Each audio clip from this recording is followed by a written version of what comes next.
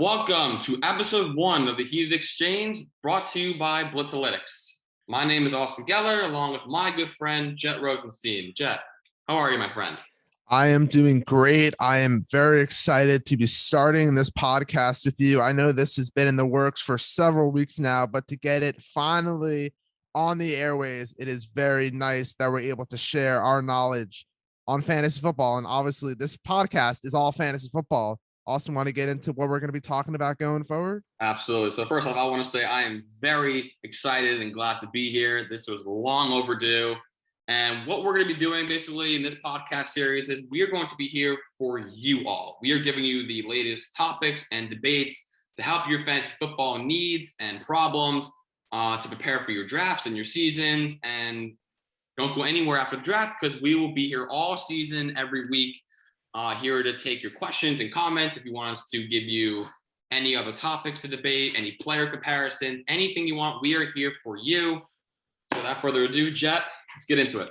Yeah, and obviously no one can predict the future, but we're going to do our best. Since we both love numbers, we're going to do our best to infiltrate as many numbers as possible to combine for better analysis and better arguments for why we believe in the things we believe.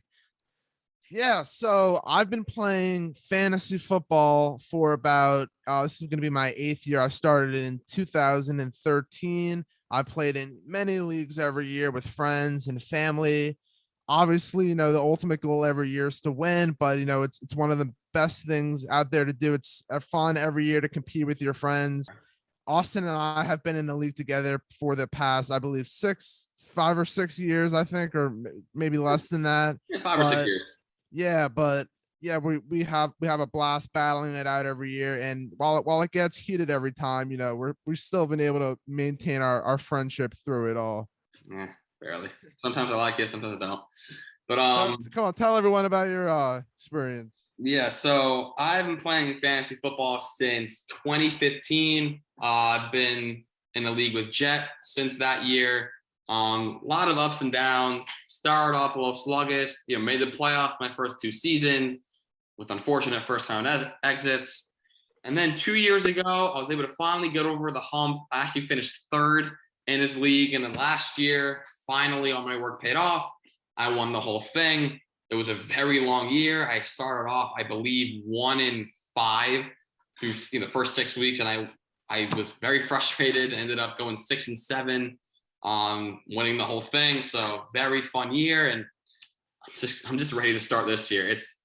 This season needs to come sooner. I wish it was here already. So am I. And we actually have our draft for my league a week from today. We're recording on August 3rd, or Tuesday, but yeah, it's going to be a lot of fun. Obviously, every year we both look forward to it, and I'm sure all of you guys look forward to it just as much as we do. But like Austin said, we'll be here every step of the way with you to give you all the latest info and trends in the National Football League and as it pertains to fantasy football.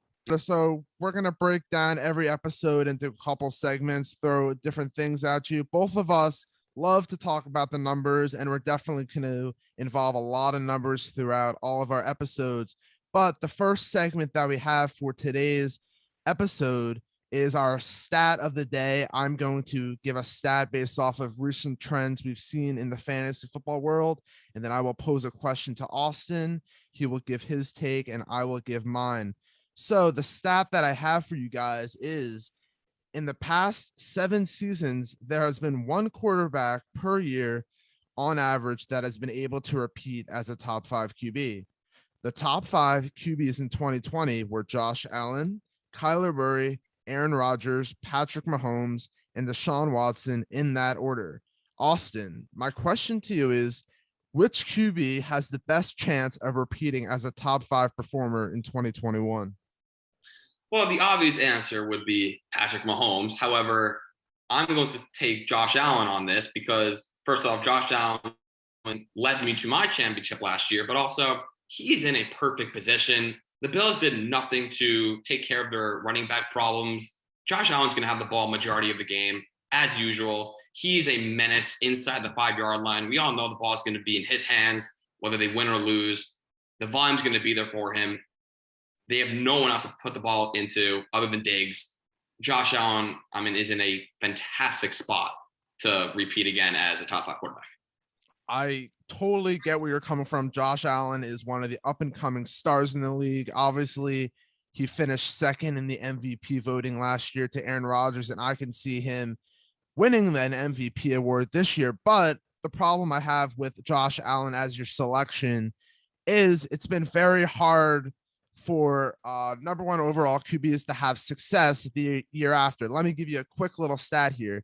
The average finish for a quarterback the year after finishing as the number one overall QB is the overall QB number 13. The highest a quarterback has finished after finishing as the number one overall quarterback has been 7th, which is Aaron Rodgers in 2015 after finishing first in 2014.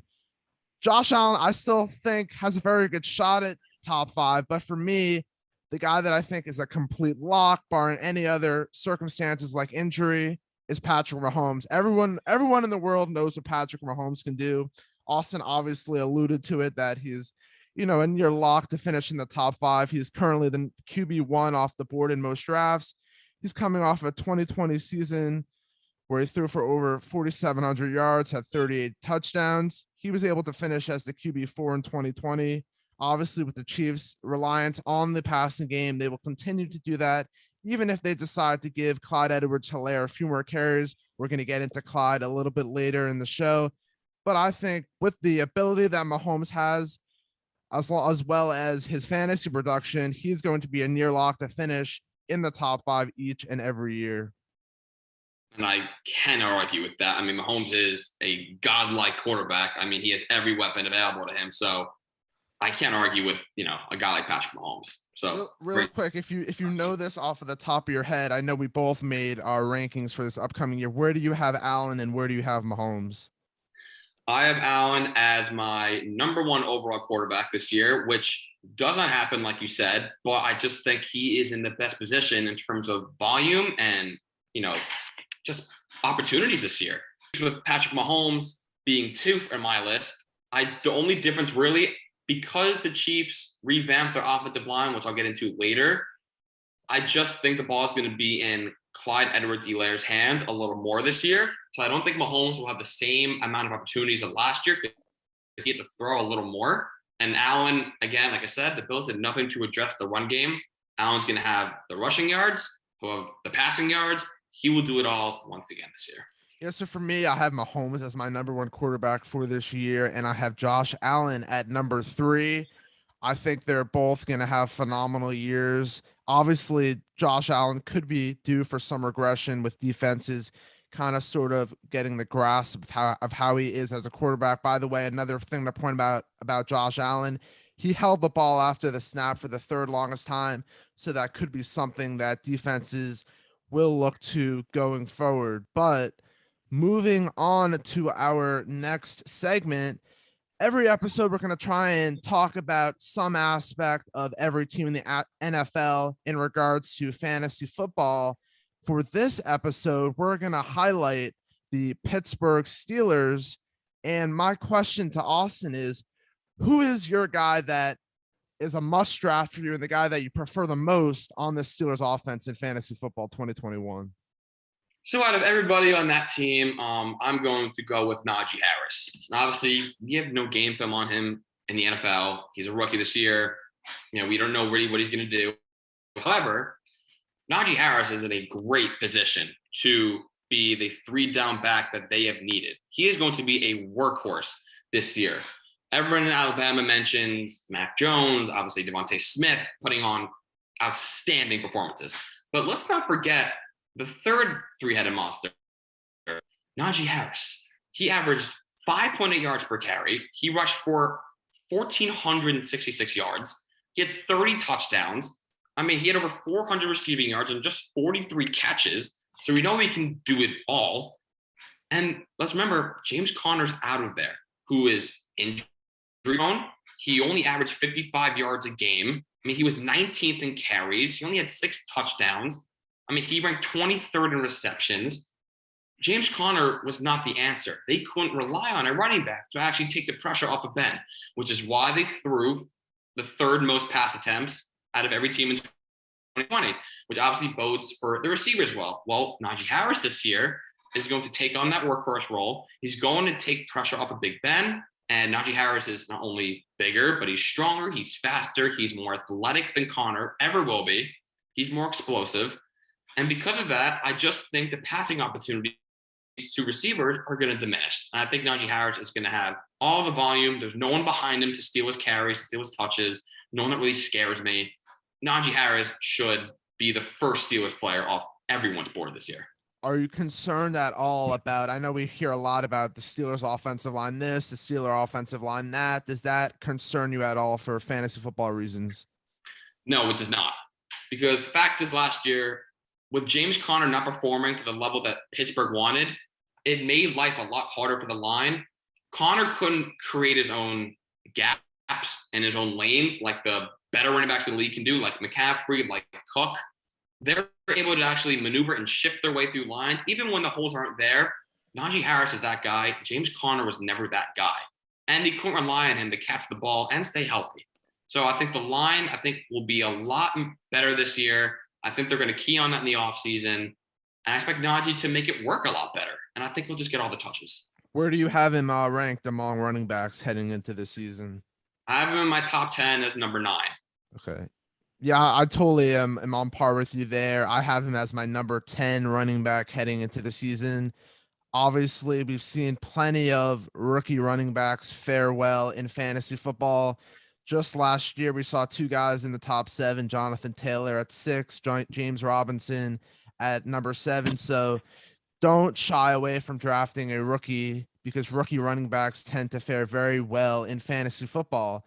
But for me, my most desirable player in this Pittsburgh Steelers offense is Diontae Johnson. And yeah, maybe I might be a little biased to Diontae Johnson because he was on my fantasy football last year, and now How did that work out for you?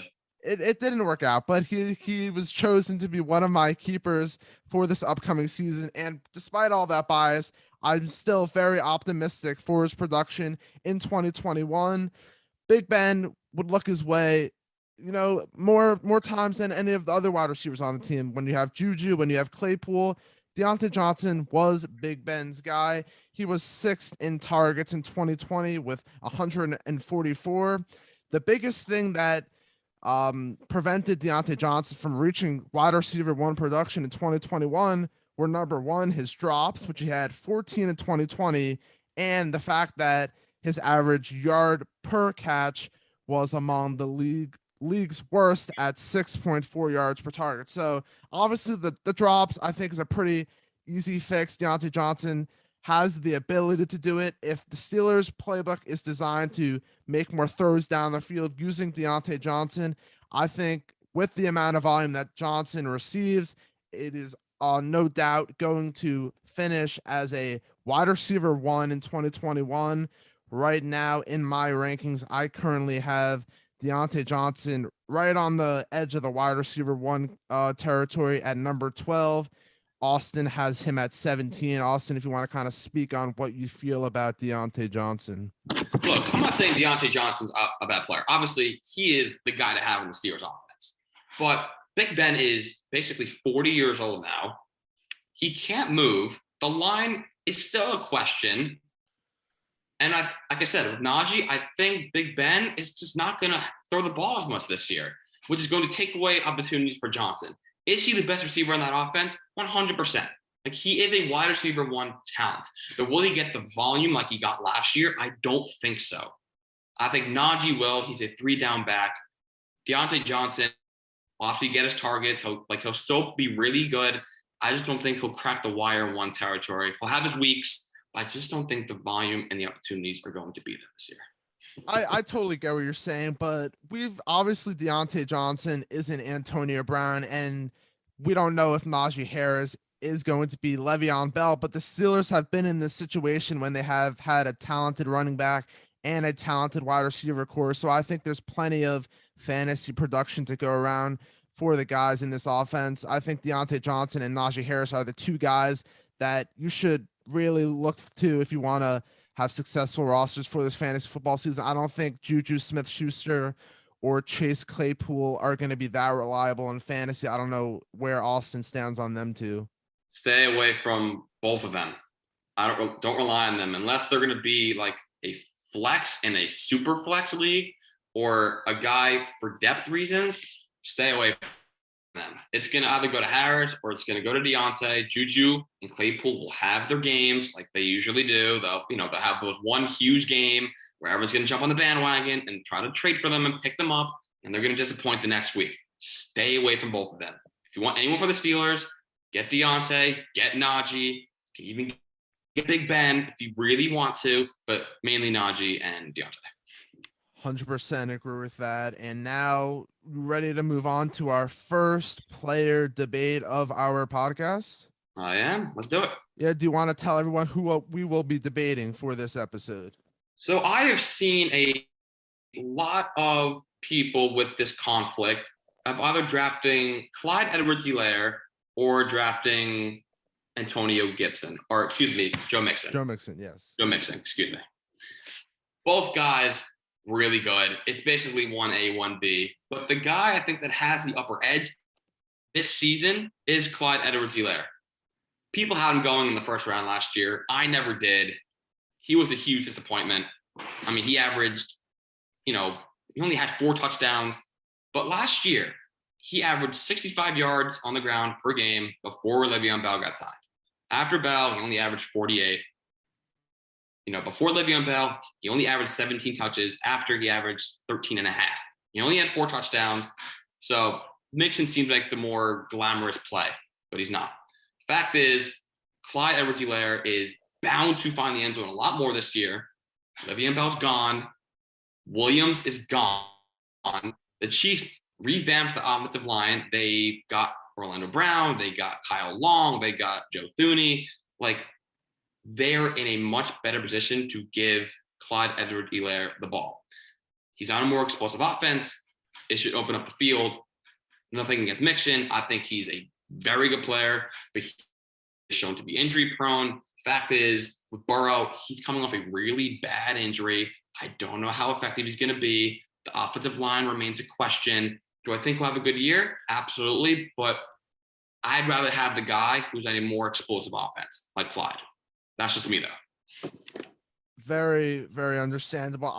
Don't get me wrong. I like Clyde Edwards Helaire a lot going into this season, but for me, the better option between the two is Joe Mixon. Right now, they're going right next to each other. According to the fantasy football calculator, Joe Mixon is going in the 7th pick in the 2nd round, and Clyde Edwards Helaire is going the 6th pick in the 2nd round. For me, Mixon coming into the 2021 NFL season is my 7th ranked running back in PPR leagues. Austin, you mentioned that Joe Mixon is injury prone. Before he missed the 10 games in last season, he had played in 14 plus games in each of his first 3 seasons. Fun fact, he has actually played more games than Dalvin Cook, and Dalvin Cook also has an injury prone label. And I think people just have a bad taste in their mouth. Obviously, the recency bias does play a major role in it, but I think Mixon is bound to have a bounce back year, and not only a bounce back year, but a career year this year. The biggest thing for me why I think Mixon is going to take the next step is now there's no more Giovanni Bernard on this team anymore. He is now at the Tampa Bay Buccaneers. The thing with Zach Taylor and the Bengals is he tended to rely a lot on Giovanni Bernard on 3rd down situations. Now with his departure, I think Mixon is going to get a lot more opportunities to be that 3rd down back, just because there's really no one of note behind him on the depth chart. The guy right behind him right now is Samaje Perine. Yeah, I'm sure he's a great guy and everything, but he's just not going to be productive for fantasy purposes, and he is not going to be threatening at all to Joe Mixon's value. We also cannot forget that Joe Mixon has shown the ability to do it all in the backfield. He's amassed over 1,000 yards and 30 plus receptions in both 2018 and 2019. And he is also part of an offense that is going to be very, very good for fantasy production in 2021. You got Joe Burrow, you got Jamar Chase, you got T. Higgins, you got Tyler Boyd. And yet, Austin, I understand your concerns with Joe Burrow coming back from an ACL injury. It's definitely he may show some signs of rust early on, but I don't think overall it's going to impact any of these guys on the Cincinnati Bengals offense. For me, the Cincinnati Bengals offense in 2021 resembles a lot of the Dallas Cowboys offense in early 2020 when Dak Prescott was playing. They were able to sustain a top 5 running back in Ezekiel Elliott and 2 top 16 wide receivers in Amari Cooper and CD Lamb. I actually see a lot of comparisons in Zeke Elliott and Joe Mixon, and I think due to the fact that Joe Mixon is still one of the most talented backs in the game, is if he's able to see some of more production out of the backfield in the receiving game, he is bound for a great year. And while like I said, I do like Helaire, Mixon is the clear pick for me in round 2 over Clyde Edwards Helaire. So I appreciate everything you just said. However, you did not just compare the Bengals to the Cowboys. I heard that right? I heard that right. You heard that right, and I'm not saying that they're going to be, but from a fantasy perspective, I could see them resembling them a lot this year. Yes. No. Here. First off, no one in that team is better than Amari Cooper or CD Lamb. Not yet. It's okay. Even if they will be, they're not. They won't be this year. CD Lamb and Amari Cooper are, and Michael Gallup is still a guy who can make big plays. So the Bengals receiving core is nothing like Dallas. Let's not forget, Zeke is. I know he had a bad year last year, but that was a dysfunctional year, which made me happy as a Giants fan. But Zeke is 10 times the running back Mixon is. He's a better pure runner. He can catch. He can do it all. He's just a much more dominant and explosive player. He's the kind of guy that can literally take a game into his own in his own hands and make stuff happen. And last but not least, you cannot tell me that Burrow is like Dak Prescott. There is no shot. Dak is one of the best quarterbacks in this league. He is pinpoint perfect. And it kills me to say that as a Giants fan, but I got to respect it. Joe Burrow has played not even a full season. He came up one of the most gruesome knee injuries in a while.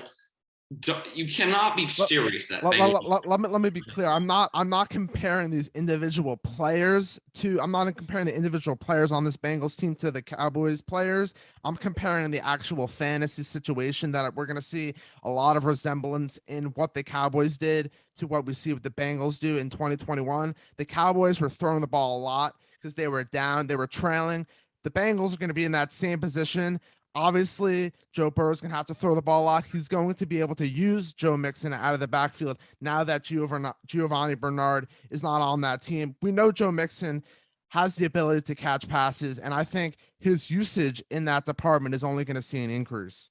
And you're not concerned whatsoever about the offensive line that literally cannot block a chair. Totally understandable, but we also did see some question marks with the Dallas Cowboys offensive line too throughout the season. Even when Dak was playing, they lost some guys to injury, and despite that, they were still able to put up numbers. And yes, don't get me wrong, I personally think the Bengals should have taken Penei Sewell over Jamar Chase just because of what happened with Joe Burrow going down with an ACL and MCL injury. It is definitely a valid point, no doubt about it. But I'm hoping that the Bengals did address their offensive line, even though they didn't address it in the first round. We'll have to see what those guys are able to do. But despite all of that, and I get what you're saying. Obviously, Helaire and the Chiefs, he's in a better position offensive line wise. But one thing about the Chiefs is I don't really necessarily believe they're going to give Helaire 15 to 20 carries a game just because they're a pass reliant team, and Mahomes is their guy. They paid him the most money in the league right now, and they're not going to just run the ball the majority of the snaps. He is the guy. He is the best quarterback in the game, and they're going to use him every chance they get, which kind of limits Helaire's upside in a way. Okay, Howard, do you remember a guy named Kareem Hunt who used to play for the Chiefs? How dominant he was in his time there? I don't see Helaire doing anything different this year. The Chiefs then had a great line. They used Hunt to his fullest ability. I don't see why they drafted Helaire with a first-round pick. I don't see why they're not going to use him the same exact way with a revamped offensive line. Let's keep in mind, with no Bell and no Williams, who's, I believe, in Chicago now, there's no one to steal Clyde's carries and touches this year. And on a more explosive offense that has already established themselves, the opportunities for Helaire are, absurd. I totally see where you're coming from. I mean, like I said, I have Helaire as an RB1 this year. I just think that for me, what's king in fantasy football, obviously with a lot of people, is opportunity. And while Helaire is going to be getting a lot of opportunity, Mixon's going to be getting even more opportunity. And in my opinion, Mixon is the more talented running back, and due in large part that the Bengals are going to be trailing a lot, bodes well for fantasy production. While it might not bode well for the reality of the NFL, it's only a good thing for Mixon and the Bengals offense. And if the Chiefs find themselves up late in games when they're trying to run out the clock, who do you think the ball's going to? It's going to Helaire, no doubt about it. And when the Bengals are trailing, yeah, they're going to try to use Mixon, but ultimately they're going to try to get it through the air to one of their three receivers.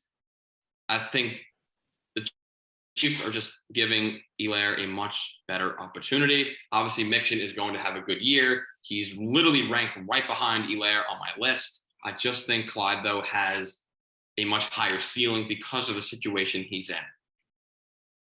It's going to be very interesting to see where both Joe Mixon and Clyde Edwards Helaire will end up this season. Obviously, once the 2021 season comes to a close, Austin and I will be able to look back on it to see who was right in this debate. We're going to have more debates like this one coming up in future episodes. Next week, we're going to get into another set of running backs that we're going to be talking about that are going in very similar points in the draft, just like Mixon and Clyde.